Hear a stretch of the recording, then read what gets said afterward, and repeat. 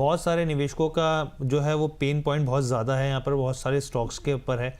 तो इसमें ऐसे में कौन कौन से स्टॉक्स हैं जो अपने 52 वीक हाई से क्रैश होते हुए देखें, बुरा हाल है उसके ऊपर है। और ख़ास तौर पे जो रिटेल की यहाँ पे पोजीशंस है वो काफ़ी ज़्यादा है। तो ये कुछ आंकड़े हम लोग रखते हैं यहाँ पे, और एक एक करके स्टॉक्स के ऊपर हम लोग चर्चा करते चले जाएंगे यहाँ पर, और समझने की कोशिश करेंगे कि ऐसे में निवेशकों को क्या करना चाहिए, यहाँ पे बने रहना चाहिए या फिर निकल जाना चाहिए, किस हिसाब से स्ट्रेटजी अपनानी चाहिए यहाँ पर। तो देखिए, सबसे पहले हम लोग टाइडेंट यहाँ पे टेक लैब्स की बात कर लेते हैं। आप ये देखिए, अपने 52 वीक हाई से 80% जो है ये स्टॉक क्रैश हो गया है। अब क्योंकि निवेशकों के मन में मिड कैप और स्मॉल कैप को लेकर रहती है पोजीशनिंग सबसे ज़्यादा, तो ऐसे में पोजीशंस वो सबसे ज़्यादा यहीं पर आते हैं। तो आप देखिए, एक एक करके स्टॉक, आरएस सॉफ्टवेयर की बात करते हैं हम यहाँ पे, 78% की गिरावट यहाँ देखने को मिल रही है। यहाँ पे वारी टेक्नोलॉजीज़ की बात करते हैं, 69.9% ये टूटा है। JNK इंडिया की बात करें, 68% की गिरावट यहाँ देखने को मिली है। प्राज इंडस्ट्रीज़ है, 66% यहाँ टूटा है। ओला इलेक्ट्रिक है, 64% टूटा हुआ है। तेजस नेटवर्क है, 64% टूटा है। तो सबसे पहले दूसरी प्लेट हम बाद में लाएंगे, तो फटाफट से हम लोग रचित सर से और प्रदीप सर से एक बार डिस्कस कर लेते हैं। तो रचित सर, सबसे पहले मैं आपसे पूछना चाहूँगा, ट्राइडेंट टेली लैब्स में क्या किया जाए? निवेशकों को बहुत जो रिटेल पार्टिसिपेशन भी है पिछले कुछ समय में रहा है यहाँ पर, और एक और दिलचस्प चीज़ ये है कि FIs की जो होल्डिंग है इसमें एकदम लगातार घटती चली गई है। 80% जो है अपने 52 वीक हाई से स्टॉक जो है क्रैश हो गया। क्या करना चाहिए यहाँ पर? देखिए, ट्राइडेंट टेली लैब्स की हम बात करते हैं, एक अच्छा करेक्शन इसने दिखाया है। ऑफ 1600 लेवल से ये करेक्ट करता हुआ आया है। एंड इसको अगर आप देखें, पावर सिस्टम सॉल्यूशंस ये प्रोवाइड करती है। दो इंजीनियरिंग सॉल्यूशंस और ये सब भी एप्लीकेशन में इसमें है। जिस तरीके से अब ये पोजीशनड है, मुझे नहीं लगता कि आपको यहाँ पे कोई रिवर्सल देखने को मिलेगा at the very face of it. और वही बात हो जाती है हर जी, बार बार एक ही चीज हम बोलते हैं, always seek for fundamentally strong stocks. इतने करेक्शन के बाद भी आप देखिए, the stock is trading at 8.54 times price to book value.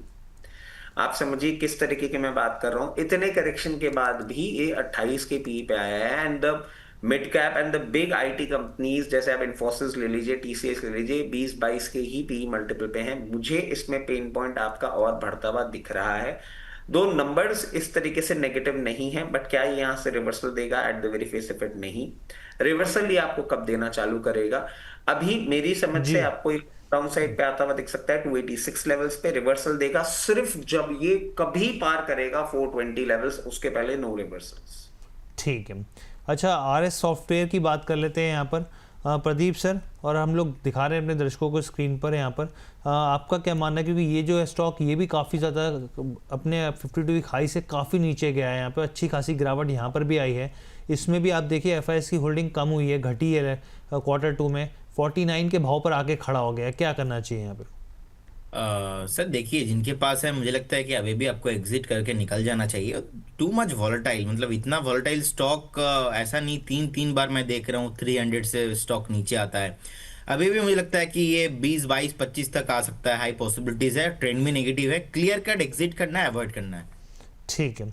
उसके बाद हम लोग और दूसरे स्टॉक्स पर चर्चा करते हैं यहाँ पर, और एक बार स्क्रीन पर लेके आते हैं प्लेट्स को, ताकि और दूसरे ये देखिए, वारी टेक्नोलॉजीज़ की बात कर लेते हैं। ये देखिए, अपने 52 वीक हाई से करीब करीब 69.9% टूटा हुआ है यहाँ पर।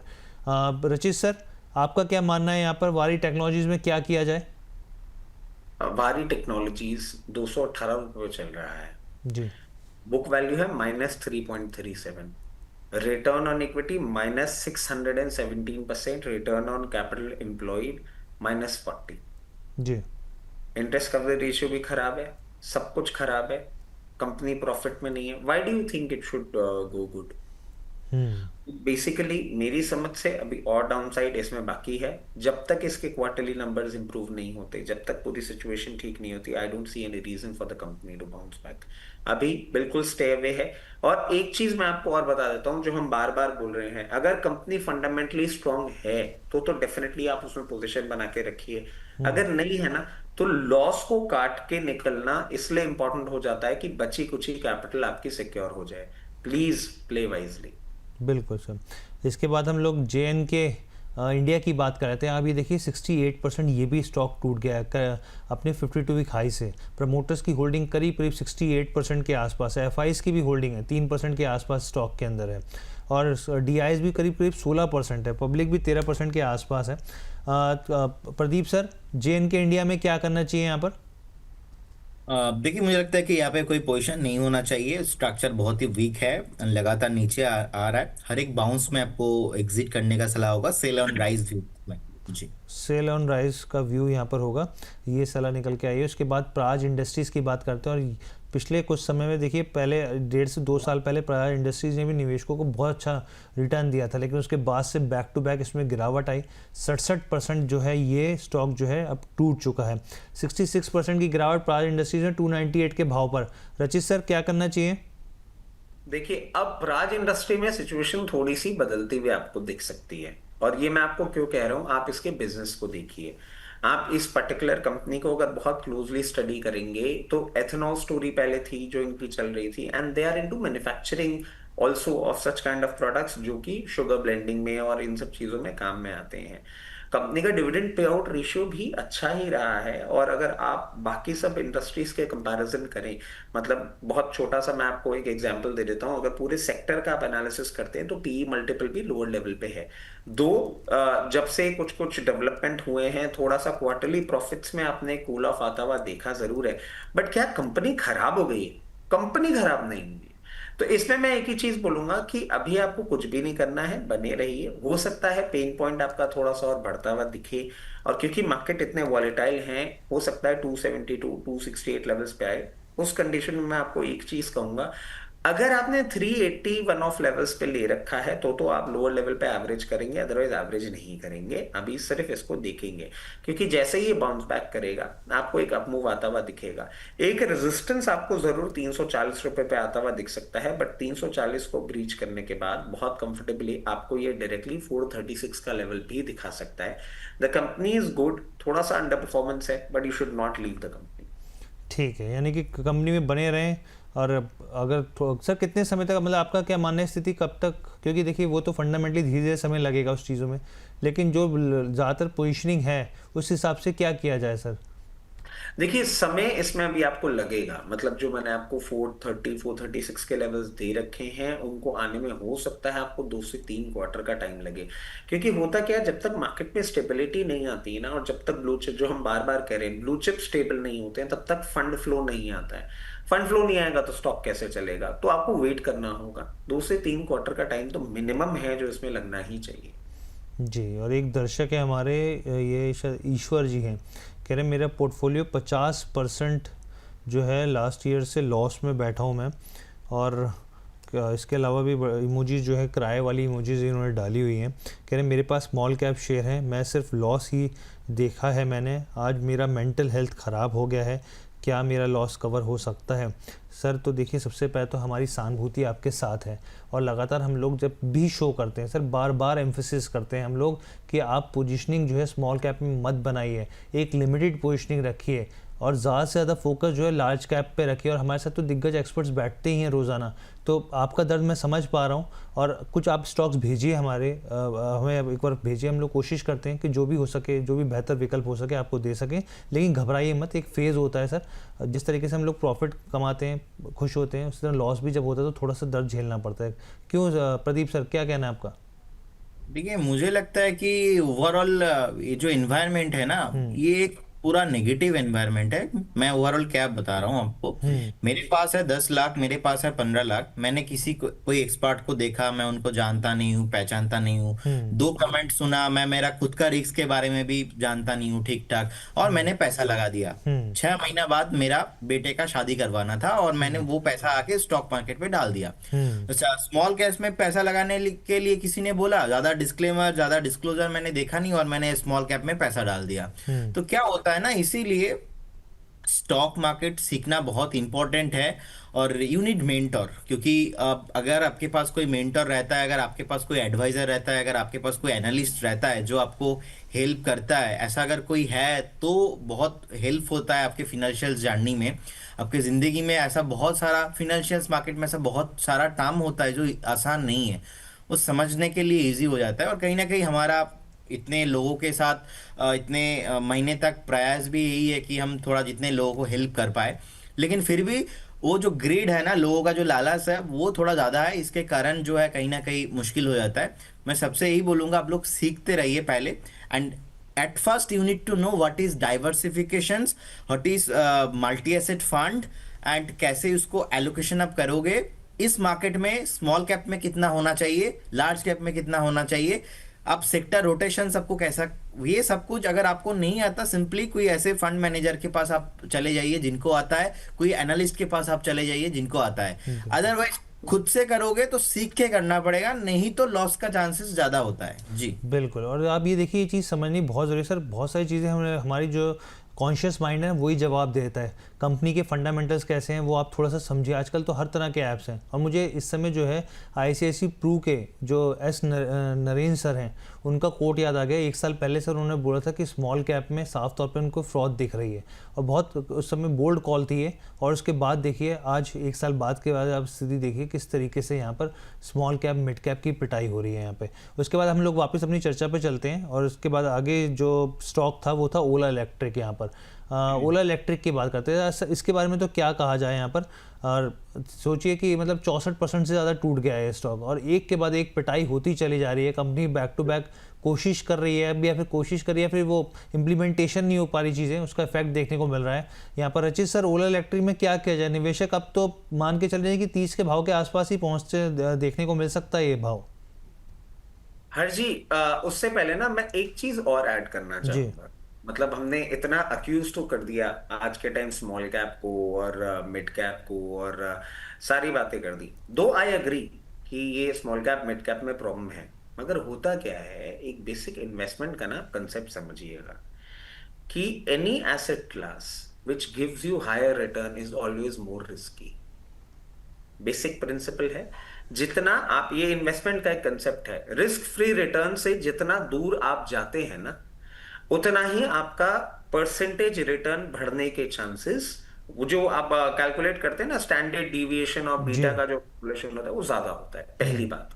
दूसरी बात, आप स्मॉल कैप, मतलब मैं किसी को वो नहीं कर रहा हूं, मैं एक बहुत बेसिक बात बोल रहा हूं कि अब किस तरीके से स्मॉल कैप पिट कैप पिट चुके हैं, उसके बारे में मैं आपको एक बात बताना चाहूंगा। निफ्टी का आज के टाइम पी है 22 का, हम्म और उस 22 के पीई के सामने अगर आप निफ्टी स्मॉल कैप की बात करेंगे ना, स्मॉल कैप 250, वो 28 के पीई पे ही है। तो सर माफ़ी चाहता हूँ, 35 के आसपास तो वैसे भी माना जाता है, पी जो होता है 35-36 के आसपास आता है, तो फिर भी सर ये तो फिजिबल स्थिति दिखा रहा है। मैं वही आपको कह रहा हूं कि हम इतना ज्यादा, मतलब जो अभी क्या हो रहा है अक्रॉस द बोर्ड है ये बात, क्योंकि स्मॉल कैप और मिड कैप में आपने इतना कार्नेज देख लिया ना, इसलिए आज के टाइम के विलन वो बन गए। And it is a normal thing, मतलब because we are seeing the down side ना, तो it is generic to talk like that. जी मगर जितने भी, क्योंकि ये जो आपके दर्शक हैं अभी जिन्होंने ये बात कही कि मेरा 50% पोर्टफोलियो डाउन हो गया है, तो मैं उसी बात के लिए आपको एक बात ऐड करना चाहूंगा। और आज हम सो सॉरी, स्टॉक स्पेसिफिक नहीं, मार्केट स्पेसिफिक इसलिए ज्यादा बात कर रहे हैं ताकि लोगों को थोड़ी सी क्लैरिटी आ जाए जी कि small cap mid cap high beta होते हैं इंडेक्स के कंपैरिजन में। अभी आपको लॉस दिख रहा है, फंडामेंटली अगर आपके स्टॉक्स अच्छे हैं तो आप बिल्कुल भी चिंता ना करें। अगर आपके पास फंड पोजीशन है लोअर लेवल पे, जरूर अपनी एवरेज की पोजीशन आप क्रिएट करिएगा। अगर आपके पास फंड पोजीशन नहीं भी है, तो आप अगर स्टॉक बाय नहीं कर सकते, तो दूसरी चीज आपके पास टाइम बाय करने के लिए वो है टाइम। अब आपको जी टाइम बाय करना होगा, और इसमें कोई भी प्रॉब्लम वाली बात नहीं है। जी ये मार्केट में कोई पहली बार नहीं हुआ, पहले भी हुआ था, फिर हम निकल के वापस आए थे, वापस होगा, कोई परेशानी वाली बात नहीं है। तो मैं ये बात सिर्फ इसलिए कह रहा हूं कि जितने भी हमारे दर्शक हैं, जितने भी बोनस फैमिली के हमारे दर्शक हैं ना, जो अभी ये सोच रहे हैं कि, क्योंकि मैंने कल कुछ कमेंट्स भी पढ़े थे कि मैं तो अब बस रेट आएगी और निकल जाऊंगा, आप करके देख लीजिएगा ऐसा। I I give you my words, आप अपनी रेट पे बेच के निकलेंगे ना, आप 3 महीने बाद बोलेंगे यार इतने सालों तक मैंने बना के रख लिया, हाँ, तो ये भागा नहीं, और मेरी तो किस्मत ही खराब है, ये बाजार मुझे सूट नहीं करता, मैं जैसी बेच के बेचा निकल वैसी जाता हूं। भाग गया। ये होगा, तो ये क्योंकि हमने इतने सालों में ना ये चीज होती हुई देखी है, तो देखिए प्लीज पैनिक मत होइए। जी बिल्कुल। बस ये चेक कर लीजिए स्टॉक्स आर फंडामेंटली गुड, उससे ज्यादा कुछ नहीं। और अगर वो आपको चेक कराना है, जैसे कि प्रदीप भाई बोल रहे हैं, अगर आपके पास एनालिसिस नहीं है, go and look for a mentor जो आपको हेल्प कर सके इसमें। Don't take random decisions. आपकी मेहनत के कमाए हुए पैसे हैं, संभाल के संजो के आप ही को रखना है, दुनिया में कोई बिल्कुल दूसरा नहीं आपको उसमें मदद नहीं करेगा। जहां तक बात होती है ओला इलेक्ट्रिक की, ओला इलेक्ट्रिक ने जितना बदनाम किया है ना, उसका एक लेवल ही अलग है। 80-90 रुपए में हम बोलते थे खराब है खराब है खराब है, बेच दो बेच दो बेच दो। फिर ये आया 40-42 रुपए, हम ये बोलते रह गए। फिर कुछ मार्की नेम्स आए और ये बात हो गई कि साहब ये तो वापस ऊपर जाएगा। समझ ही नहीं आ रहा था। अब मैं आपसे एक सिंपल बात बोलता हूँ, the market leaders have already taken over the position. आज के टाइम हीरो इलेक्ट्रिक आप ले लीजिए, टीवीएस ले लीजिए, they all are superseding Ola electric. I don't see in Ola electric में इतना अपसाइड की हम बातें कर भी क्यों रहे हैं। पहले भी अच्छा नहीं लगता था, अभी भी नहीं लगता है। ठीक है सर। वो पोजीशन दरअसल सर निवेशकों की होती है, रिटेलरों की, तो इसलिए हमें लगता है कि समय समय पे उनको जानकारी देनी चाहिए हमारे उसके लिए एक्सपर्ट्स के सर एक जरिए। और चीज जी हर जी मैं ऐड कर देता हूँ। छोटे शेयर ऊंची छलांग में हमने बहुत क्लियर केस आपको कहा था जी कि 40 का इसका प्रीसीडिंग लो है, 38 के नीचे मेंटेन करेगा, square up the call and take an exit. ठीक है, चलिए आगे बढ़ते हैं हम लोग। और अगला जो स्टॉक है वो है तेजस नेटवर्क का। और आप ये देखिए तेजस नेटवर्क की भी अगर हम लोग बात करें तो 64% जो है ये स्टॉक टूट चुका है। अच्छी पेडिग्री से आता है ये स्टॉक। और अगर आप इसका अर्निंग पर शेयर भी देखें तो 25 के आसपास यहाँ पे बनता हुआ दिखता है। कंपनी के और दूसरे फंडामेंटल्स भी अगर हम लोग देखें यहाँ पर तो काफ़ी सपोर्ट करते हैं यहाँ पे। चाहे आप कैश फ्लो देख लीजिए वो काफ़ी बेहतर, रिटर्न ऑन इक्विटी 480% के आसपास है। रिटर्न ऑन कैपिटल एम्प्लॉयड भी 414% के आसपास देखने को मिलता है एक साल के हिसाब से अगर ग्रोथ देखें। यहाँ पे प्रदीप सर तेजस नेटवर्क में क्या करना चाहिए? निवेशकों ने यहाँ पर भी बहुत नुकसान झेला है। देखिए जिनका झेलने का माइंडसेट है उनको मुझे लगता है कि देख लीजिए, अगर उतना गट्स है तो बने रहिए। लेकिन मुझे नहीं लगता अभी भी चार्ट पढ़ने के बाद, ये मेरा बात नहीं चार्ट का बात है, 1300 से 400 आया है, अभी 400 से 200 भी आ सकता है। सपोर्ट 380 370 के आसपास है, यहाँ से भी 100 पॉइंट दूर है। तो यहाँ पे भी फेयर वैल्यूएशन दूर दूर तक मुझे तो एटलीस्ट समझ में नहीं आ रहा है। तो एग्जिट करने का सलाह रहेगा, और फ्रेश बाई तो बिल्कुल नहीं करना है, अवॉइड ही करना है। ठीक जी। है, तो यहाँ पर ये हमने एक पहली लिस्ट हो गई। एक बार दूसरी लिस्ट भी ले आते हैं फटाफट से और उस पर भी फटाफट से डिस्कस कर लेते हैं यहाँ पर। और क्योंकि यहाँ पर आप देखिए ट्रांसफॉर्मर रेक्टिफायर स्ट्रेल के नाम से जाना जाता है ये स्टॉक। और आप ये देखिए ये भी उन्हीं स्टॉक्स में शुमार रहा पिछले 1-1.5 साल पहले, जैसे बहुत बम्पर तेज़ी दिखाई इन स्टॉक्स ने। आप देखिए 63% जो है अपने 52 हाई से नीचे है स्टॉक। इस तरीके की जो पिटाई स्टॉक की हुई है ज़बरदस्त तरीके से यहाँ पे नुकसान जो है निवेशकों ने झेला। रचित सर यहाँ पर क्या किया जाए, कैसे देख रहे हैं आप ट्रांसफॉर्मर रेक्टिफायर्स को? देखिए transformer rectifiers, Harjeet, there was a time when the company was doing amazingly well. और ये एक ट्रेडर फैंसी होता था। मतलब आई एम प्रीटी श्योर जितने भी वेटरन इन्वेस्टर्स हैं, जितने भी जैसे प्रदीप भाई ने भी इसमें एक टाइम देखा होगा कि बहुत फैंसी हुआ करता था ये स्टॉक। बट प्रॉब्लम क्या है ना, पूरा सेक्टर ही अंडर परफॉर्म कर रहा है। They are supplying to the companies which are under performing and somehow वही अपने मैक्सिमम यूटिलाइजेशन पे नहीं जा पा रहे हैं।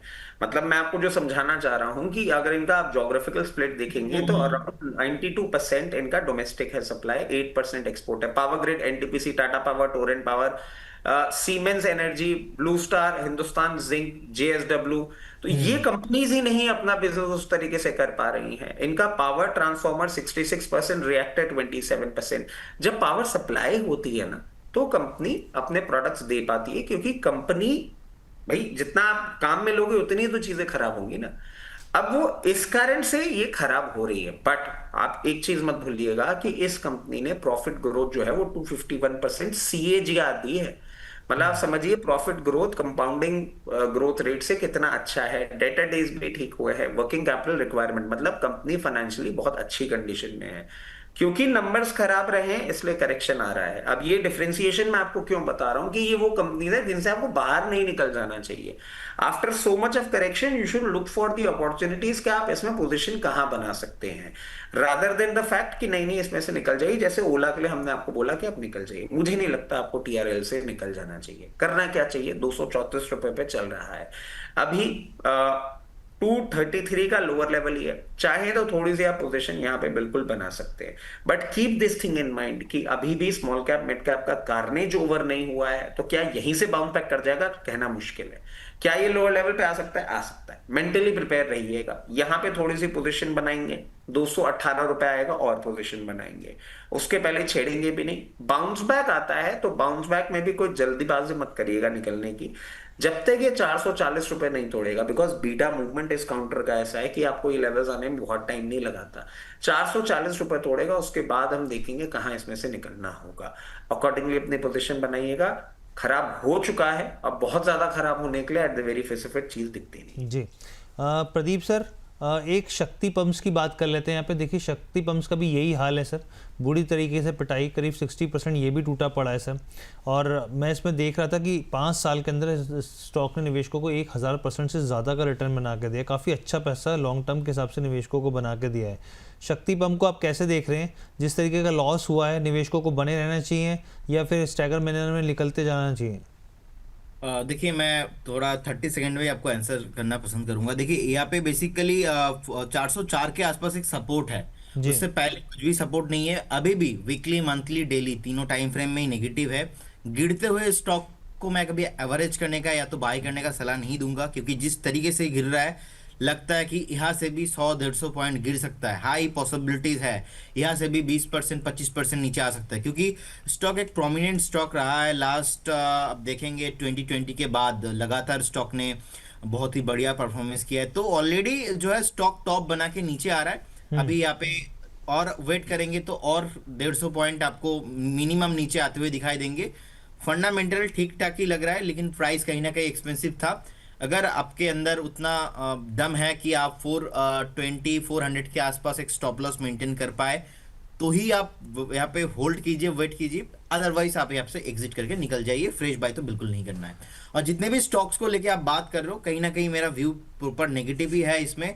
और ऐसे मैं अभी कचरा लेना नहीं चाहता कि स्टॉक 60% नीचे आया है अभी हम क्या करेंगे, स्टॉक 80% नीचे आया है अभी हम क्या करेंगे। ये व्यू मेरे साथ, मैं इस आइडियोलॉजी पे बिलीव नहीं करता हूँ। अभी का मार्केट सिनारियो उतना अच्छा है नहीं कि कोई भी कचरा को हमने हमारे पोर्टफोलियो में रखेंगे। ये यहाँ पे एक व्यू पॉइंट है। और मुझे लगता है कि अगर आपके पास बहुत लॉस है तो उस एक सिनारियो में आप रह सकते हो कि नहीं, अभी तो मान लो 80% 70% एक स्टॉक में लॉस ही हो रहा है, तो अभी हम क्या करें। तो उस हिसाब से आप एक स्पेसिफिक स्टॉप लॉस मेंटेन कीजिए, लेकिन 90% 99% स्टॉक अभी आपको अवॉइड करके चलना है जी। ठीक है। और सर आपने ऐसी इस तरह की जो उपाधि कचरा स्टॉक्स की बोला उनको कि कचरा स्टॉक, इसमें इसके एक और हम प्लेट लेके आते हैं। देखिए रिटेल बेचारे इतने बुरे हाल में हैं कि आपने उनके जो जिसे कहते हैं नमक, चोट पे नमक छिड़क देना। इर्डा देखिए, अच्छी खासी पोजिशनिंग लोग बैठे हैं यहाँ पे। SJVN है, ये भी देखिए 43-44% टूटा पड़ा। जुपिटर वैगन, रेलवे में तो मतलब अब क्या कहा जाए, लोग कितने पुराने समय से पोजीशन बना के बैठे हुए हैं, लेकिन बुरा हाल है। लेकिन अब प्रदीप सर ने बोला है कच्चा स्टॉक, तो फिर क्या कहा जाए। ठीक है। न्यूजन यहाँ पे क्या है ना, लोगों को थोड़ा खराब लग सकता है, लेकिन वही है, आज एक साल में कभी भी कोई रेलवे स्टॉक्स में हम लोगों ने कोई भी बाय कॉल नहीं दिया। सो कहीं ना कहीं टॉप बन गया था। नहीं सर, बिल्कुल आपने बोल्ड कॉल ली, बहुत अच्छी बात है सर। दर्शकों को समझना चाहिए कि हार्ड कॉल लेनी चाहिए, यहाँ पे बोलना चाहिए इस चीज को लेके कि ताकि कम से कम यही हिट कर जाए। हो सकता है कि सर मेरे को 2 गाली पड़े, आजकल पड़ भी रहा है, तो अब उसमें मेरे को टाइम नहीं है, वो आई डोंट केयर।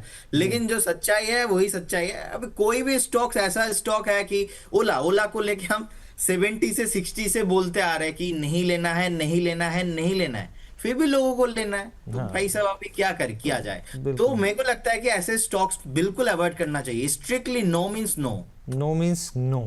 ये मूवी भी थी अमिताभ बच्चन की सर, ये अच्छी, मतलब हाँ देखी थी मैंने। एक बार स्क्रीन पे फिर फटाफट से 2 स्टॉक करके बात कर लेते हैं, क्योंकि फिर और भी बहुत सारी चीज़ें। रचित सर आपके हिसाब से, क्योंकि अब न्यूजन केमिकल है, जुपिटर वैगन है यहाँ पे, इन दोनों स्टॉक्स में आपको क्या लगता है, यहाँ पर कोई स्थिति लग रही है आपको यहाँ पर?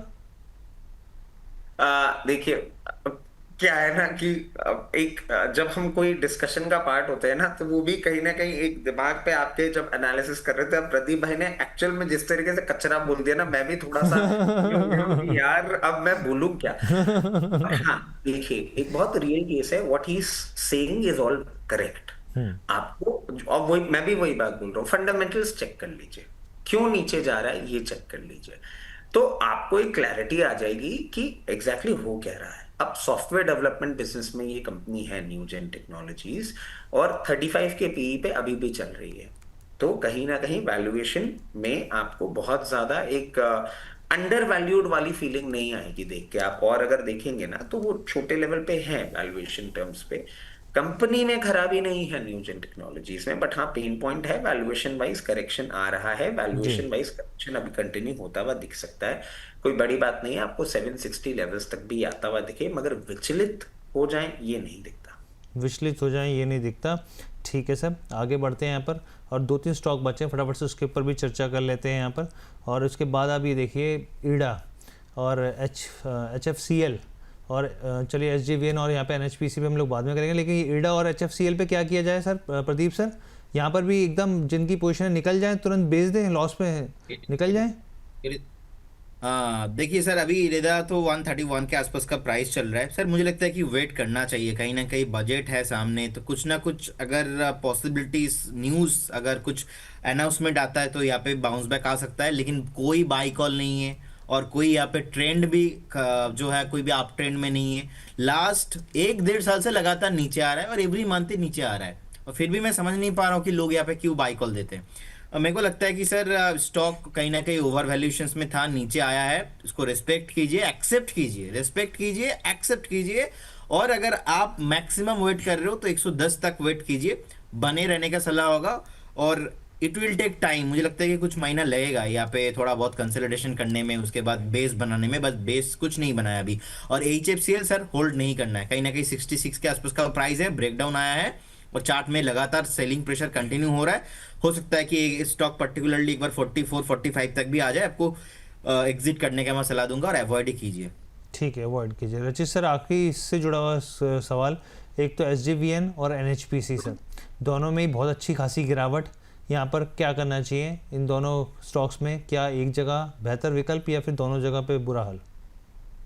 हाँ जी, मेरा सवाल ये रहेगा आपसे कि रुपी टर्म या परसेंटेज टर्म्स में कितना डिस्ट्रक्शन फैला दिया इन्होंने। ये जब आपका मार्केट लाइफ हाई मार रहा था बेचारे, तब भी 76-78 रुपए थे, जी। अभी 71 रुपए।